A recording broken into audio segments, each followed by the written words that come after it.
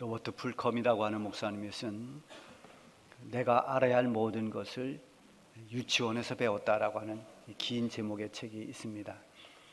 거기에 보면 아주 지극히 평범한 우리가 살아가면서 지켜야 할 아주 기본적인 것들을 쭉 나열했습니다. 무엇이든지 나눠 가져라. 물건은 항상 제자리에 갖다 놓아라. 내가 어지럽힌 것은 네가 치워라. 남의 마음을 상하게 했으면 미안하다고 말해라. 그리고 밥 먹기 전에 손을 씻어라. 이런 평범한 내용들입니다. 어렸을 적에 유치원 다닐 때 배운 그것이 자기의 일생의 삶이 되었다는 것입니다. 우리가 배우는 평범하면서도 기본적인 것을 잘 지켜나가면 이 사회는 어지럽지 않습니다. 배운 대로 실천하고 기본을 지킬 때 모든 공동체가 아름답게 유지될 수 있습니다. 그러나 배운 대로 실천하지 않고 기본을 무시하는 데서 모든 문제는 발생됩니다. 우리 신앙생활도 마찬가지입니다. 굉장히 어려운 난제를 풀어가는 것보다도 우리에게 주어진 하나님의 말씀을 하나하나 작은 것부터 실천해 나갈 때 그 기본에 충실하면 거기에 하나님의 영광이 나타나고 그리고 하나님의 뜻이 어느샌가 우리를 통해서 이루어지고 하나님이 그러한 실천하는 작은 삶들을 기쁘게 여기십니다. 문제는 말씀을 듣기는 하지만 듣는 것으로 그치고 실천이 없을 때, 예배는 드리지만 삶으로 이어지는 예배가 전혀 되지 않을 때, 하나님이 원하시는 믿음이 뭔지는 머리로는 알고 있지만 내가 말하는 그 말과 행동이 전혀 그것과 상관없이 그렇게 되어질 때 하나님이 역사하시는 놀라운 그런 능력이나 기적을 경험하기가 어려운 것입니다. 어떤 삶이 계속 반복되면 그것이 습관이 됩니다. 습관이 되고 나면 그것을 고치기란 매우 어렵습니다. 그래서 우리는 이 신앙생활하면서 작은 기도서부터 작은 어떤 신앙생활부터 잘 실천하는 그런 훈련이 계속 반복되어서 그것이 자연스럽게 나올 수 있는데 습관이 되어야 됩니다. 새롭게 변화되려면 과거에 있었던 나의 어떤 습관보다 훨씬 더 그것을 많이 반복할 때 새로운 것이 내 것이 될 수 있죠. 우리 한국 교회 초창기에 있었던 일이 있는데요. 어떤 마부가 있었는데 그 마부는 아주 욕을 너무 잘해서 욕쟁이 마부로 불렸습니다. 근데 이 욕을 잘하기로 유명한 욕쟁이 마부가 말이 조금만 마음에 들지 않으면 욕을 퍼부었습니다. 그런데 어쩐 일인지 어느 때부턴가 누구의 전도를 받고 교회를 다니기 시작했습니다. 자, 교회를 다니면서 욕을 배운 게 아니라 찬송을 배우고 감사를 배우고 할렐루야 아멘을 배웠습니다. 얼마 후에 이 마부가 장터에 짐을 싣고 이제 말을 몰고 가는데 그날따라 말이 이상하게 날뛰고 말을 듣지 않습니다. 사람들이 긴장을 하고 저 욕쟁이가 오늘은 드디어 욕을 퍼붓겠구나 그렇게 생각을 했습니다. 말이 펄쩍 뛰면서 곁길로 가려고 하니까 화가 난 마부가 채찍을 높이 들었습니다. 아, 이때다. 이제 저 마부의 입에서 걸쭉한 욕이 터져나올 거다. 아주 기다리고 있었습니다. 그 순간 마부가 큰 소리로 할렐루야 하면서 이 채찍을 말을 때리는 게 아니라 땅을 내리쳤습니다. 여러분, 욕이 습관이 됐던 사람이 할렐루야 하는 그 말이 터져 나온다는 것은 얼마나 자기가 믿음으로 살아보려고 애썼는지를 알 수 있는 거죠. 또 한 예가 있는데요. 어떤 사람이 고스톱을 너무 좋아하고 좋아할 뿐만 아니라 고스톱의 달인이었습니다. 근데 이 사람이 또 누구의 전도를 받아서 교회를 다니기 시작했는데 교회를 다니면서도 계속해서 이 화투를 합니다. 그러니까 그 아내가 말했습니다. 여보, 당신이 이제 교회 다니고 예수 믿는데 언제까지 그 노름하려고 그래요? 고스톱 끊으세요. 알았어요. 이제 내가 다음부터는 고스톱을 하면 시작할 때 꼭 사도신경으로 시작을 하고 끝날 때는 주기도문으로 내가 마치겠소. 그러더랍니다. 여러분, 사도신경하고 주기도문 하는 그것과 화투하는 것과 여러분 뭐를 끊어야 됩니까? 화투를 본질적인 것을 끊어내야 되는데 이게 습관이 되다 보니까 겉으로는 사도신경을 애우고 주기도문을 애우지만 변하지 않은 거죠. 여러분, 금년 한 해를 지나오면서 얼마나 변화되었습니까? 또 여러분의 믿음은 얼마나 성장이 됐습니까? 이 믿음의 성장도 한순간에 드는 것이 아닙니다. 조금씩 말씀을 실천하고 작은 일에도 믿음으로 행하는 그런 것들이 반복될 때 시간이 지나면서 어느새 내 믿음이 부쩍부쩍 자라갑니다. 반면에 하나님의 말씀을 듣고도 무감각해지고 그것을 실천하려고 순종하려고 아예 마음조차 먹지도 않고 그냥 지나다 보면 믿음이 굳어져 버립니다. 타성에 젖어서 어떤 변화도 가져올 수가 없습니다. 오히려 나중에는 믿음의 자리에서 점점 멀어지고 심지어는 하나님을 떠나는 일까지 생기게 됩니다.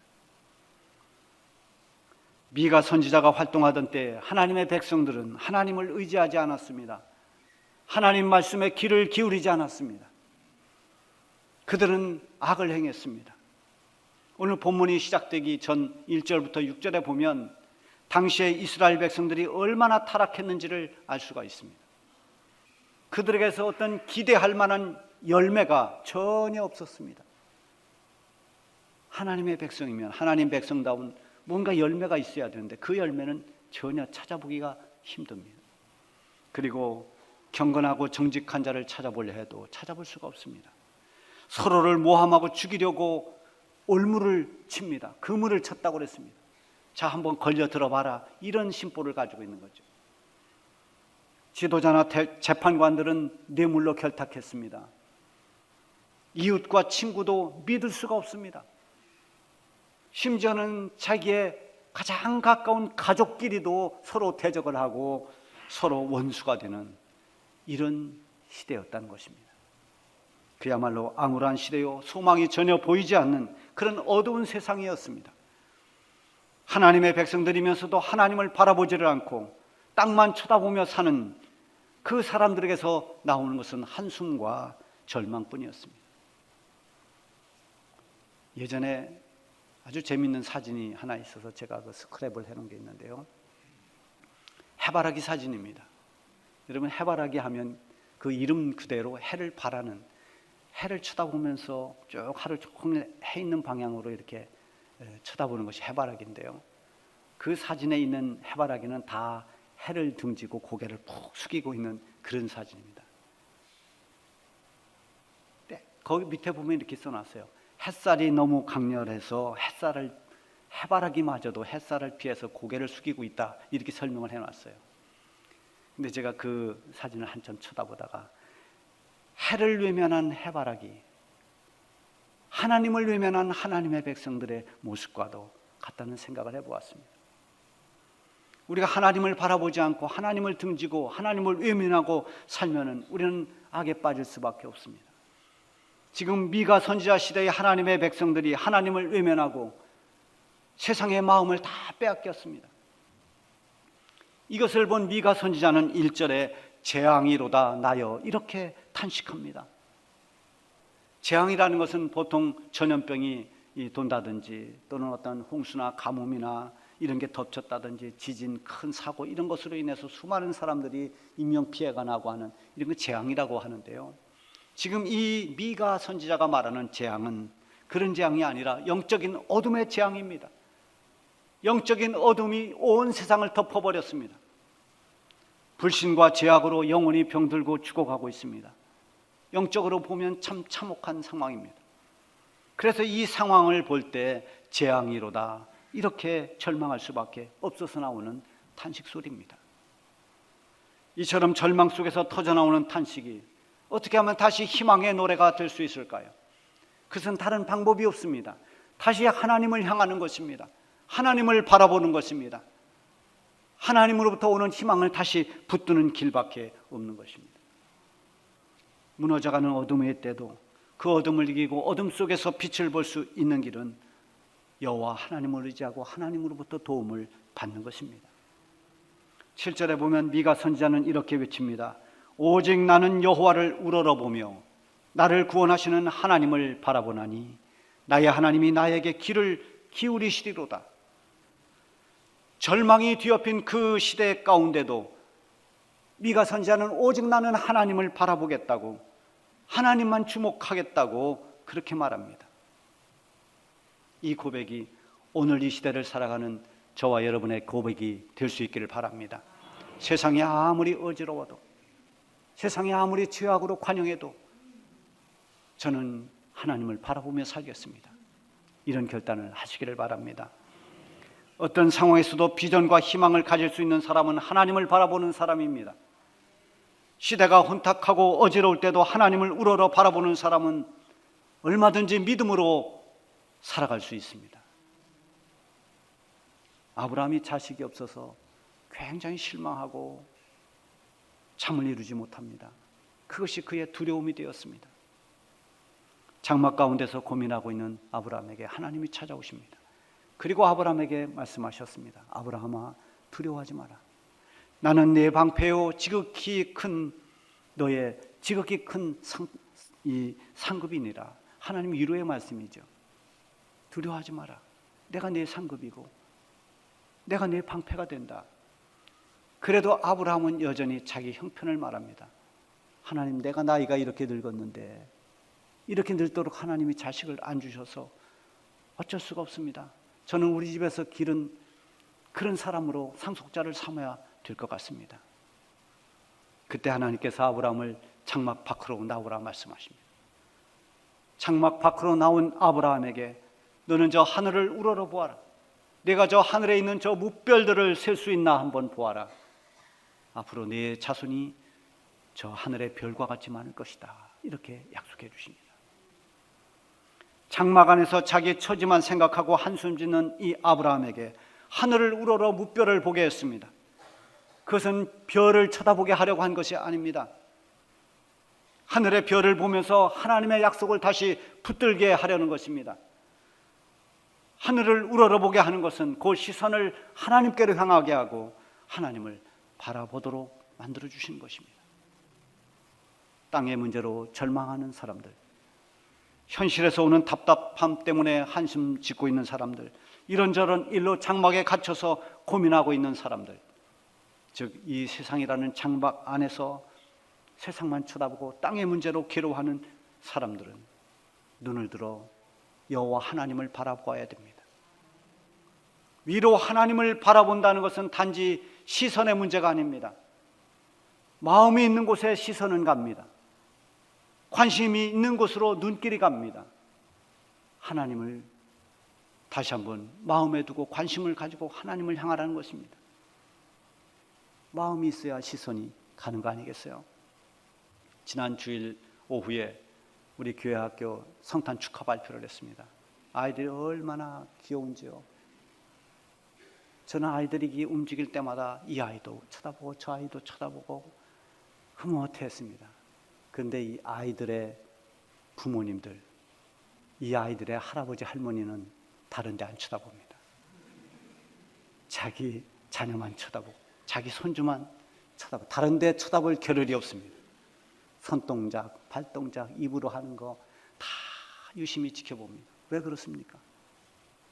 오직 시선이 거기 가 있는 것은 거기 애정이 있고 관심이 있기 때문입니다. 우리가 어디로 시선이 가는가? 그것은 거기에 관심이 있다는 말입니다. 하나님을 바라본다는 것은 하나님께 마음을 두는 것입니다. 하나님을 신뢰하고 하나님을 의지하는 것입니다. 이렇게 하나님께 마음을 두고 하나님의 도우심을 의지하는 사람들에게는 하나님은 반드시 그 기도에 응답해 주십니다. 7절 하반절에 보면 나의 하나님이 나에게 귀를 기울이시리로다. 하나님을 바라보고 기도했을 때 하나님께서 그 기도를 들어주시고 하나님 나에게 응답해 주심을 믿는 것입니다. 역대하 20장에 보면은 유다왕 여호사밧이 나오는데요. 이 여호사밧이 지금 모압, 암몬 그리고 이 마온 사람들이 연합해서 결성한 연합군과 전쟁을 치러야 됩니다. 그들이 지금 쳐들어오고 있습니다. 진을 치고 있는데 숫자적으로나 모든 것에 전력이 열악합니다. 그래서 이 여호사밧 왕이 온 백성들에게 금식을 선포하고 모두가 기도하도록 했습니다. 그리고 자기도 하나님 앞에 이렇게 기도했습니다. 우리를 치러오는 이 큰 무리를 우리가 대적할 능력이 없고 어떻게 할 줄도 알지 못하고 오직 주만 바라보나이다. 여호사밧 왕은 오직 주님만 바라볼 수밖에 없었습니다. 힘으로 능으로 지금 이길 수가 없습니다. 하나님이 도와주셔야 됩니다. 하나님만이 우리를 도우실 수 있습니다. 그 믿음을 가지고 지금 오직 주만 바라보고 있습니다. 이런 여호사밧에게 하나님께서 기도에 응답해 주시고 그 전쟁에서 승리하게 하셨습니다. 그래서 왕과 온 백성들에게 승리의 기쁨을 주셨습니다. 아무것도 기대할 것 없는 부패한 시대에 미가 선지자는 오직 하나님을 바라보겠다고 했습니다. 자신의 기도에 응답해 주실 하나님을 의지하면서 하나님으로부터 오는 희망을 붙들었습니다. 이것이 오늘 우리들의 모습이어야 합니다. 세상은 점점 강팍해져 가고 주변의 여러 가지 상황이 나빠진다고 하더라도 우리의 마음과 시선이 하나님을 향해 있어야 합니다.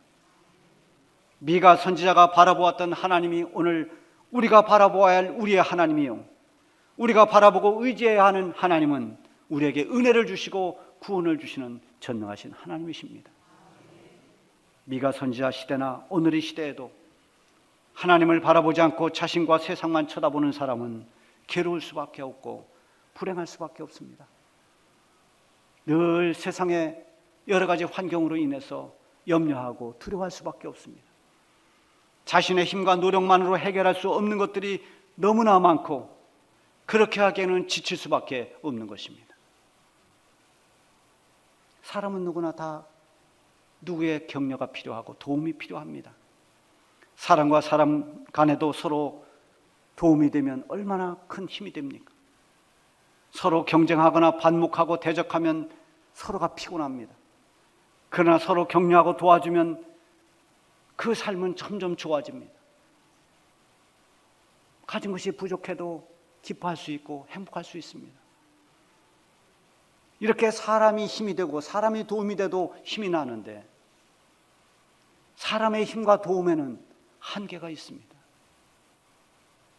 그래서 우리의 궁극적인 도움은 하나님께 있음을 여러분들이 확신해야 됩니다.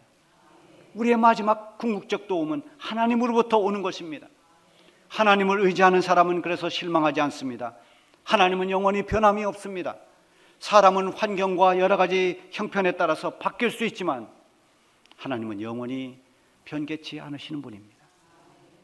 그래서 끝까지 하나님을 바라보고 의지한 사람이 웃을 수 있고 승리할 수 있는 것입니다. 하나님을 의지하는 사람은 형편이 어려워도 고난이 압박해오고 대적이 힘들게 해도 낙심하거나 포기하지 않습니다. 오늘 실패해도 내일을 볼 수 있고 올해 힘들었다 하더라도 내년에 하나님이 줄 희망을 바라볼 수 있는 것입니다. 오늘 이 8절 말씀, 이것이 바로 하나님을 의지하고 하나님을 바라보는 사람들의 고백입니다. 우리 8절을 다 같이 한번 함께 읽겠습니다. 나의 대적이여 나로 말미암아 기뻐하지 말지어다. 나는 엎드러질지라도 일어날 것이요 어두운 데 앉을지라도 여호와께서 나의 빛이 되실 것이미로다. 아멘. 어떤 시련 가운데서도 하나님을 바라보고 의지하는 사람은 하나님의 도우심을 확신하는 사람입니다. 엎드러진다 하더라도 다시 일어납니다. 실패해도 좌절하지 않습니다. 어떤 상황에서도 여전히 하나님을 바라보면서 희망을 가질 수 있습니다. 아무리 심각한 상황 가운데도 문제의 답이 하나님께 있음을 믿는 사람은 결코 좌절하지 않는 것입니다. 금년 한 해도 여러 가지 일들을 겪으면서 우리는 한 해의 끝자락에 와 있습니다. 이곳저곳 아직도 전쟁은 계속되고 있고 각처의 지진과 온갖 재앙은 쉼없이 일어나고 있습니다. 하루도 빠짐없이 사건, 사고는 계속되고 있고 기술 문명은 점점 발달되고 있지만 그만큼 불안도 커지고 있습니다. 하나님 없이 쌓는 문명의 바벨탑은 언제나 위기와 멸망을 초래한다는 것을 명심해야 됩니다. 하나님보다 돈과 자기 자신과 쾌락을 더 사랑한다는 이 마지막 때의 징조가 더 뚜렷해지고 있습니다. 하나님을 멀리하고 죄악의 늪에 빠졌던 미가 선지자 시대에 오직 하나님을 바라보며 희망을 붙잡았던 미가처럼 한 해를 마무리하는 이 시간에 우리의 눈과 마음이 하나님을 향해 있는지 돌아보십시오. 그리고 우리의 구원과 도움이 되시는 하나님만을 바라보면서 한 해를 하나님과 함께 마무리하시기를 바랍니다.